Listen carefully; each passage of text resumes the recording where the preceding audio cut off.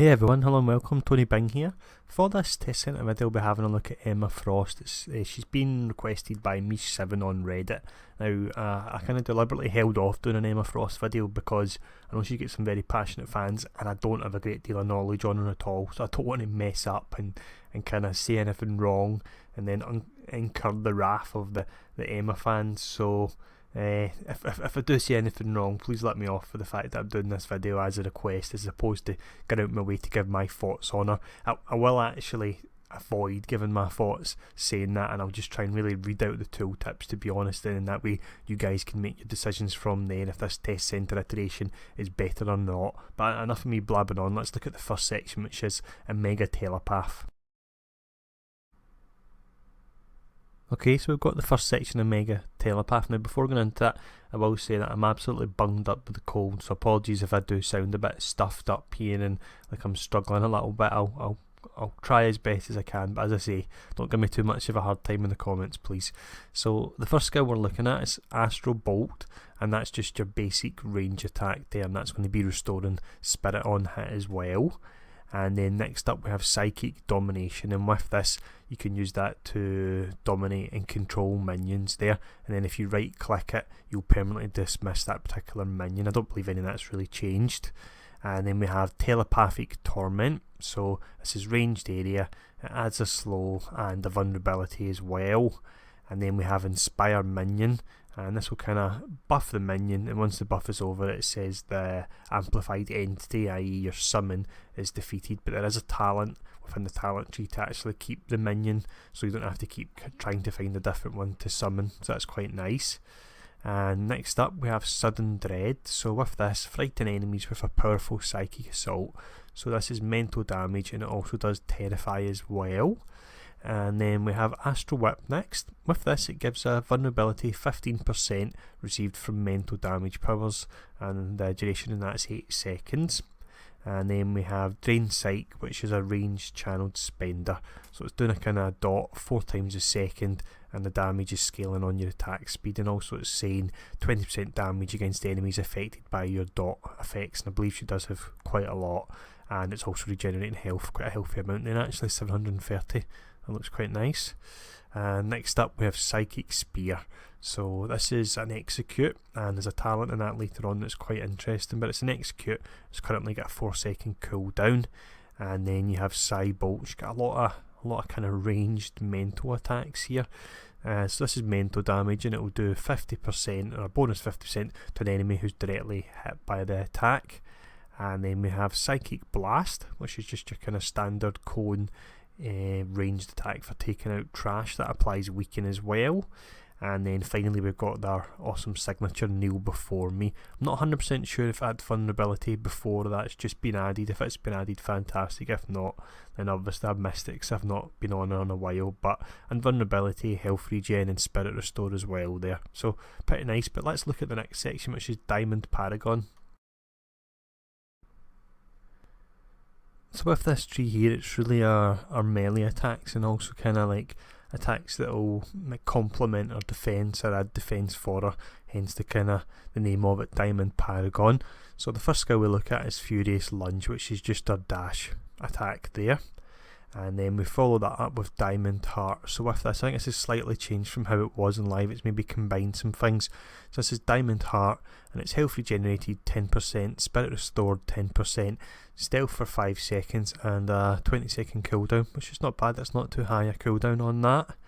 And then we have Gleaming Strike, which is your basic melee diamond attack there, and the damage bonus it does is 0.2% of your defence rate. And I'm not sure what it was in live, because I know she really could get a lot of damage from her defence, maybe to the point that she was virgin on the point of being overpowered, so I'm not sure if that's been pulled down a lot. If it has, don't worry too much, there's a talent where we can pull it back up a little bit, which we'll see in a moment. But next up we have Diamond Whirlwind, which is your melee area movement channel diamond, so 5 tags on that particular one. And the damage is boosted based on your attack speed as well, and same idea, it's got a damage bonus based on your defence. Then we have Show Off, so this is your melee attack here, and again same idea, is the last two skills. You're getting a damage bonus based off your defence here. It's also got a weaken on it as well, and a buff by the looks of it. Buff effect, defence rated 900, and that's for 8 seconds there. And next up we have Diamond Bladed Spin Kick. So with this, it's doing physical damage, it's also applying your vulnerability, and you're getting a damage bonus based on your defence. And then we have our Execute melee attack, and same idea, damage bonus based on defence. And then we're finishing up with Diamond Crush, which, yep, you guessed it, damage bonus based on defence there. So all easy enough. So let's now have a look at the talents and traits section. Okay, so we'll have a look at the offensive and defensive traits and then follow that up when looking at each of the passives. So for the offensive trait we have Assault Psych, and this is giving base damage 20% to enemies not targeting you. I don't know how great that works for her. I've noticed she's got quite a few options for stealth, but if you're using the kind of more tanky diamond melee form, then it's going to be useless. So let me know in a comment if that's something you guys like or not, and obviously let the developers know in the test centre as well if it's something you like or not. Now the archetype is Templar, so she's gaining a bonus from the attributes durability and intelligence. And for the defensive trait we have Telepathic Awareness, so you can see enemies on the minimap, you have health on hit, and the archetype is Nimble, so that's given a bonus multiplier to deflect and also dodge there. And then we have Diamond Form, so Diamond powers activate Diamond Form, which lasts indefinitely until a non-diamond power is used. And when you're in Diamond Form you're going to be gaining 2 strength and 2 durability. And your secondary resource is Diamond Armour, which we can see down here. I've currently got 3,258. I have no idea how I've got that number, but that's what I currently have. And with that it says, well, Diamond Armour is available, it absorbs all incoming damage, and it's restored out of combat. So for the talents, the first line we're looking at is Diamond Recovery. With this, Diamond Heart, which would be this particular skill up here, automatically activates when you fall below 50% health, and Diamond Heart gains a bonus effect, a defense rating multiplier, and it also applies a buff rapid healing to yourself and all nearby allies, which could be quite nice there. And then next up we have Aura of Authority, so this applies strengthen to yourself and all nearby allies while in diamond form, or inspired while not in diamond form. And I'll hover over for a little second just so you can see what these both offer, the inspired and strengthened. So it's interesting. I like the idea that she's got these different buffs she can offer. I like that in most characters, really bringing a bit of kind of utility to a team. I really am a fan of that. Now next up we've got Hardened Armour, so this increases the bonus damage from defensive diamond form powers by 50%. That's what I was talking about a moment ago. If we look at these, 0.2 of your defence, click it, jump up to 0.3. No idea what it was on live, but you can get up to 0.3 anyway.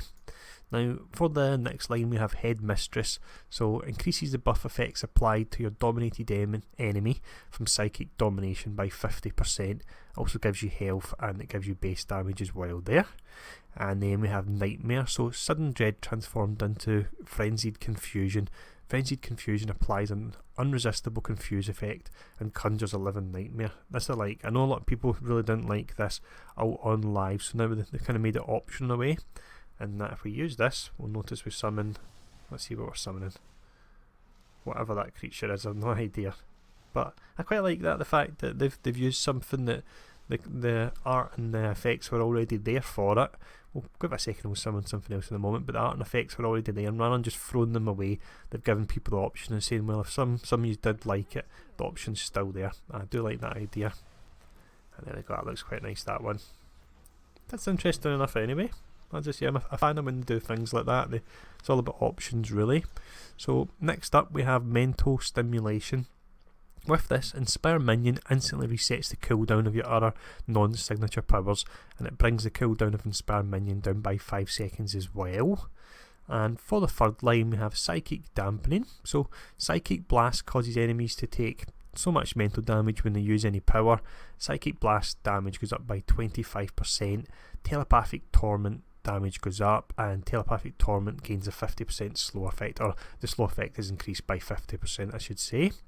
Next up we have Mind Over Matter, so Psychic Spear max charge is free, so your Psychic Spear is, let's see, where is that one? I was looking at it a moment ago. Actually, there we go. That's the one there. So you can get charges on that. We'll activate it just to make sure.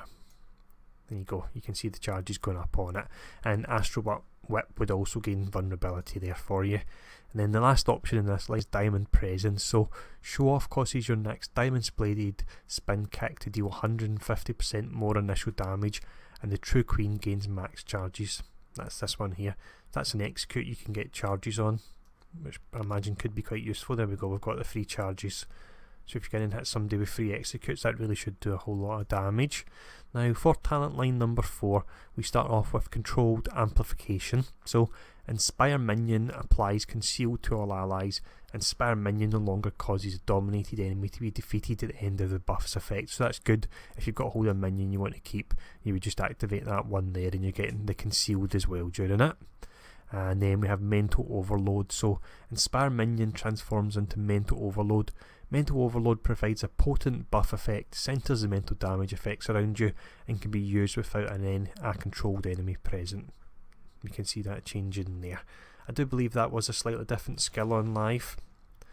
Huge range on it, but I think they've maybe changed the name or combined slightly different elements into it. I'll hover over the tooltip just so you can see it for a moment there. So you've got the mental damage, the dot, the 10-second duration, and you've got the buff as well there, and damage resistance as well actually. So next up we have Unlock Potential. With this, Inspire Minion transforms into Unlock Potential. Unlock Potential applies Empowered and Unbreakable to yourself and all allies, and automatically triggers when you use Kneel Before Me, which is her signature. So that's quite nice. She could have the Empowered and Unbreakable, and then up here she could actually choose to have Inspired or Strengthened as well, so she really can bring a good bit of utility there. And for the 5th line we have Perfection. So when you use Astro Whip or Show Off, the cooldown of Kneel Before Me is reduced by 2 seconds. Diamond Armour regenerates while not in diamond form, and Astro Whip and Show Off cooldown are both reduced by 2 seconds there. And next up, Diamond at Heart. So while not in diamond form, your Diamond Armour absorbs 50% of all incoming damage. And then finally we have Diamond Cyclone. So deflect chance 5%, Diamond Whirlwind gains a damage bonus, and Diamond Whirlwind also gains a projectile reflect chance. I like that. I always think these kind of moves where you're spinning round, be it on, like, I know Blade's got the one where he's kind of spinning the particular weapon round. I think it always makes sense that you should have the potential to reflect any projectiles coming at you as you're spinning them round, so I do like that that's there. So overall, I hope I tried not to delve too much into the characters, but I hope I didn't get anything wrong running over particular skills here, and I hope this was useful. If there's any questions or comments, please leave them below, and I'll get back to you soon enough. But thanks once again for tuning in, thanks for the request, Mish7, and I'll see you all again soon.